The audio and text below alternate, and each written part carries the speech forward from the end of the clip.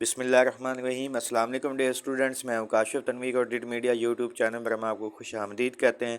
Lecture start کرنے سے پہلے آپ لوگوں سے ایک چھوٹی سی ریکویسٹ ہے کہ اگر ابھی تک آپ لوگوں نے ہمارے چینل کو سبسکرائب نہیں کیا تو اسے سبسکرائب کر لیں اور ساتھ میں لگے ہوئے بیل آئیکن کو بھی پریس کر لیں تاکہ ہر نئی آنے والی ویڈیو کا نوٹیفیکیشن آپ لوگوں تک بر وقت طور پر پہنچ سکے۔ چلیں اسٹریٹ وے میں اپنے ٹاپک کی طرف آتے ہیں۔ ہم نے ٹاپک اپنا ضیاء الحق کا سٹارٹ کیا ہوا تھا، ضیاء الحق کے ایرا کو ہم اس کی جنرل ریفارمز کو ڈسکس کر رہے تھے۔ تو آج کا جو ہم نے ڈسکس کرنا ہوا اکنامک ریفارمز، اکنامک ریفارمز بھی اس نے کچھ کی تھیں ضیاء الحق صاحب نے۔ وہ کون سی تھی؟ The zakat system has been implemented at the government level since 1980، کہ انہوں نے 1980 کے اندر زکوٰۃ سسٹم بھی ایک پراپرلی انٹروڈیوس کروایا گیا گورنمنٹ لیول کے اوپر۔ On the first day of Ramadan zakat begin to be deducted from the accounts of the Muslims account holders of the banks at the rate of 2.5 per annum, کہ انہوں نے 2.5% سالانہ کے حساب سے انہوں نے بینک اکاؤنٹوں سے، مسلمانوں کے بینک اکاؤنٹوں سے ہر یکم رمضان مبارک کو آٹومیٹکلی زکوٰۃ ڈیڈکٹ کر دی جاتی تھی۔ یہ انہوں نے ایک سسٹم آپ کہہ سکتے ہیں کہ لانچ کیا تھا۔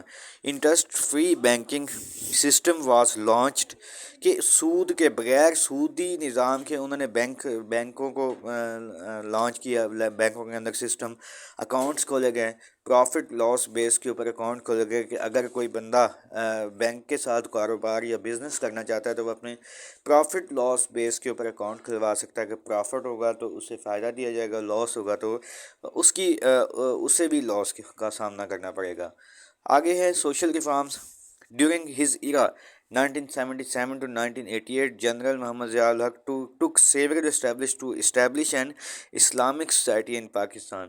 اسلامک سوسائٹی کو انہوں نے بنانے کے لیے بڑا ایک اہم رول پلے کیا۔ Objective resolution which was a part of preamble of 1956 constitution and 1962 constitution were formally incorporated into 1973 constitution، کہ انہوں نے جو آبجیکٹو ریزولوشن تھی جو کہ 1956 اور 1962 دونوں کے کانسٹیٹیوشنس کے اندر ابتدائیہ کے طور پر شامل کی گئی تھی، اسے دوبارہ سے 1973 کے اور 1973 کے کانسٹیٹیوشن میں بھی اس کو شامل کیا گیا تھا۔ اس کو بڑی خاصی اہمیت دی انہوں نے۔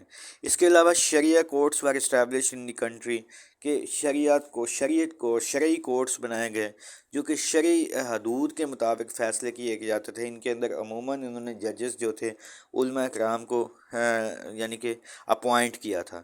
اے programme to replace in Islamic laws with Islamic laws was initiated, ایک پروگرام بنایا گیا کہ جس کا ایک کمیٹی بنائی گئی جس کا مقصد تھا کہ ملک کے اندر تمام کانسٹیٹیوشن کے آپ ریفارمز کا جائزہ لیں اور جو کوئی ان اسلامک لاز لگتے ہیں ان کو اسلامک بنانے کی کوشش کی جائے۔ Islamic punishment Hudood were enforced in crimes like thief and drinking etc، کہ انہوں نے اسلامک پنشمنٹس کو لاگو کرنے کی کوشش کی کہ وہ سزائیں، شرعی سزائیں دی جائیں، خاص طور پر جو چوری کرتا ہے یا کوئی نشہ یا شراب یا اس طرح کے کوئی کرائم کرتا ہے تو ان کو اسلامک پنشمنٹس کے اکارڈنگلی ان کو پنشمنٹ دی جائیں۔ Orders were issued for controlling drugs, کہ انہوں نے ان کی کوشش تھی کہ کسی طریقے سے ڈرگز جو نشہ آور ادویات ہیں ان سے ملک کو مکمل طور پہ خاتمہ کیا جائے۔ اس کے علاوہ انہوں نے اور بھی بہت سارے جو تھے کام کیے، جیسے کہ نماز کو انہوں نے نماز یا آپ کہہ سکتے ہیں صلات کو ملک کے اندر پروموٹ کرنے کے لیے انہوں نے کام کیا۔ ایون کہ اسکولوں کے اندر پہلی دفعہ نماز ظہر کا اہتمام کیا گیا۔ یہ مثال کے طور پر ان کی ایفرٹس تھی۔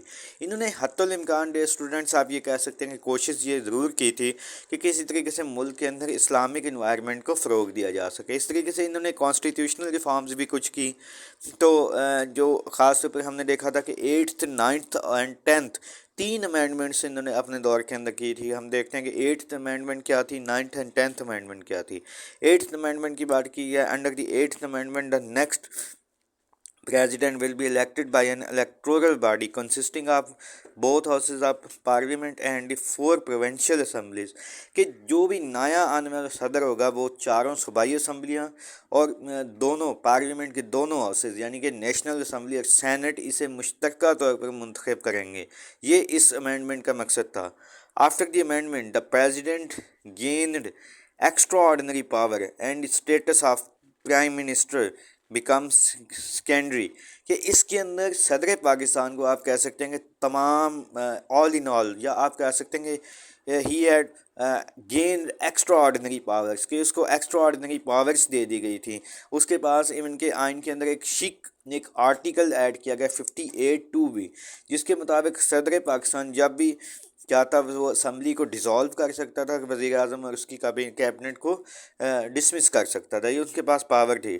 Terms of the upper house was extended to 6 years, کہ خاص طور پہ سینٹ یا اپر ہاؤس جو ہوتا تھا اس کا جو ٹرم تھی، ٹینیور تھا، اس کو بھی 6 سال تک بڑھا دیا گیا تھا. 9th amendment article 2 of the constitution that Islamic injunctions derived from the Quran and Sunnah will be source of the highest law and guidance، کہ جو بھی خاص طور پہ قرآن مجید اور حدیث شریف سے جو بھی سنت مبارکہ سے جو بھی لاز ڈرائیو کیے جائیں گے ان کو سب سے زیادہ اہمیت دی جائے گی، فوقیت دی جائے گی، بلکہ ان کو پریویلیج دی جائے گی.